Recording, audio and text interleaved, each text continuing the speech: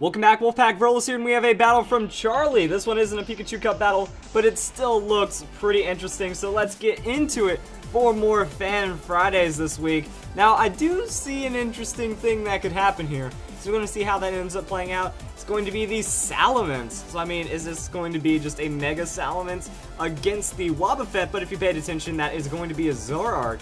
So things might get interesting here. So the opponent going to go for the Dragon Dance, not going to quite Mega Evolve yet, just doesn't want to, I don't know what it wants to do. It wants to scout out the Wobbuffet. It knows it's going for the counter, and that is going to be Salamence stacking as many Dragon Dances as it needs to go and win the battle. And I think things are about to get pretty hilarious right here. Wobbuffet's going to keep using that counter, and the opponent, he needs to one-shot it. This is how he feels about it. The opponent knows he needs to one-shot Wobbuffet, or else the counter is going to take out his Mega Salamence. So he's trying to stack it. He's probably going to go for the Mega Evolution and just slam jam the damage.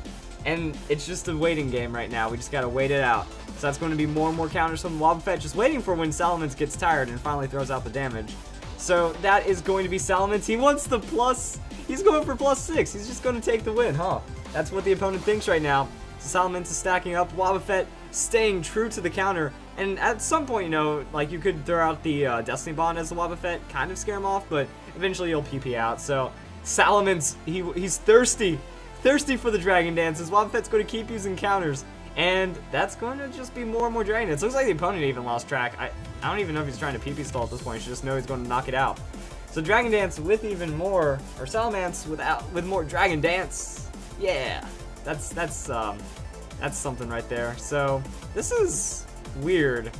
Wobbuffet with the counter and Salamence with the Dragon Dance spam. So I don't even know what's going on right now. I'm pretty sure there's more PP to counter than Dragon Dance. What is going on? This is absurd, because I thought he was just going for the win, but now I think the opponent knows what's up actually. But he doesn't want to give it up. So Wobbuffet throws out the taunt, which should be a sign right there that something's up, and Salamence throws out the Dragon Claw. So that Wobbuffet is going to take the damage. It's a critical hit too. So that is more damage than any Pokemon should ever survive, but that's the Zoroark with the counter and the Focus Sash. So that is one of the best leads I could imagine right here, especially against the Salamence. Just something like that has to really tilt the opponent. Like, there is no way you're ever the same after that. That this opponent is now changed forever. Went up against Wobbuffet, tried to stall it, and then it turned out to be just a Focus Sash Zoroark with the counter. And that is going to be Shell Smash from the Struckle. So the Struckle wants to actually use its contrary ability and gain a lot of defenses, effectively making it like a stockpile and becoming super tanky. And it is pretty much free against Zoroark, but Zoroark is going to taunt it, and now that he knows what Shuckle's up to, just kind of see what happens. So Shuckle going for the greed on the Shell Smash and going to take the Night Daze. So it is going to be a decent amount of damage, and it's going to raise the accuracy of Shuckle, which is interesting. And oh my goodness, it was like a pure stalled Toxic Shuckle, huh? It's struggling right now because of that taunt. So it wants to just set up, and I don't even know. I don't even know what it is. What does this Shuckle have that completely gets shut down by the taunt? And then that's going to be the Mega Swampert. So we also get to see some Mega Swampert play, which is pretty cool. And Swampert knows Mirror Coat and counter, so it also works as an interesting just counter Pokemon. This is an entire counter team, and I love it. So that's some pretty cool stuff right there. Swampert's going to countering the struggle for enough damage to take out the Shuckle. That's gotta hurt. Yeah, the opponent's never going to be the same ever again after this battle. This is some pretty demoralizing stuff right here. And Arcanine. Arcanine is the last opponent, or last Pokemon for the opponent. That's something else right there. I don't get it. So Overheat is not going to do too much damage to the Swampert, I would imagine. And do we get the read? Is it going to be the counter, or is it going to be the Mirror Coat? It was the counter, maybe expecting the close combat. So Arcanine going to throw out the Wild Charge, not going to affect Swampert. Swampert's going for the counter. We could just go for Earthquake. Like, the way I run my Swampert is I go Earthquake Avalanche with counter Mirror Coat. That could be some damage, but we're going to counter the Extreme Speed and actually do a surprising amount of damage. Wow, that Arcanine does not have too much bulk going for it. So there's the Extreme Speed, there's the counter, and one more of those and the battle should end. So Extreme Speed from the Arcanine. The opponent doesn't have any other options. It can't really special attack for too much damage, and the counter is going to take it out. By this point, it's pretty much over. Your +6 Salamence got taken out by Focus Sash Zoroark, so GG at that point. and that is going to be the first battle. Now, actually, another battle was sent, so let's go and see how this one goes. I love it. The fake Wobbuffet strategy. That's some pretty hype stuff right there. Now, I need to type in the battle. So yeah, this is what I was talking about. In both my Zoroark and my Zoroark and Wobbuffet guides, I was really stressing how much like strategy you really need to get the effectiveness out of it. And the fake for the Pokemon that should be using Counter or Mirror Coat already into the Focus Sash, it baits the opponent so hard. I actually really enjoy that idea. So I'm on the last couple of letters right here. So BM5E. Wow, actually, the battle code itself talks about the bad manners. Not bad.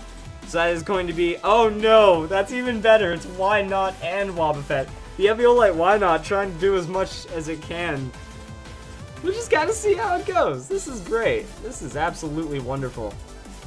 So the opponent doesn't suspect a thing, and of all Mons, it is going to be the Talonflame. So the Talonflame open, if it's like banded, if he just wants to go for the straight up KO onto Zoroark. Oh, that's not a Wobbuffet, that's a Zoroark. That's going to be a counter. That's going to be a KO. And then Zoroark's also a pretty fast Pokemon, hits pretty hard. So the retaliation, no, it's going to 1-for-1 with this counter, and then it's going to get damage, and then it's going to at least be a +1. Regirock comes into play as well. Interesting. Interesting. So yeah, the Night Days might lower some accuracy, might get some damage across. Regirock also isn't too special, so the Drain Punch going to heal back around 15 health for the Regirock. And just a little bit of health right there. Alright, and now we can see what the response is. Are we going to see the Why Not? Why Not just come in for some KOs? And actually, when you think about it, with a Pokemon like Wobbuffet and a Pokemon like Why Not, you do need to have that one Pokemon advantage. Like, that's what I talked about in my Wobbuffet battle. That once you get that one little advantage, things are going to be pretty aight. Okay, and here's another interesting thing. With Drain Punch, he's healing up half the damage dealt, but counters dealing twice the amount of damage dealt. So it's a losing battle overall. And there's not really too much you can do about it. So that's going to be Stone Edge onto the Why Not. Why Not with the counter? Is that going to be enough to knock it out? Oh, we're going to get close, and that is a KO right there. So yeah, Wobbuffet, it can maybe get 2 KOs with proper play for the counter and whatnot. And then we have Zoroark for the extra damage. And for 3v3 format, this is just wonderful. So there's the Blizzard from the Regice. And that is actually going to knock out the Why Not. Too much damage. But what will Wobbuffet say about that? And it's one of those things where if you have all offensive moves, it's a Life Orb, so it probably does. There's really not much you can do except take the loss at this point. So Thunder Wave. Wobbuffet with the Thunder Wave, just going to try to maybe get some hacks. You know, if the turn that counts, you get that paralysis, it works. So Wobbuffet sticking true to the Mirror Coat, and we're going to see how much Blizzard, oh wow, I want to see how much damage this does. Stab Blizzard from the Life Orb Regice. Is it going to be a super crazy hit? It's over half on a Wobbuffet, which is actually pretty solid, and it doesn't get the paralysis. Mirror Coat is going to go off. Goodbye, Regice, and hello, victory. So I like this idea a lot. We get to see some ultimate counter Mirror Coat disrespect spam, and I enjoyed this battle. So I hope you guys enjoyed it for Fan Fridays as well. Good job, Charlie. You kept the hype going from that last battle. Hope to see you guys in the next Fan Fridays.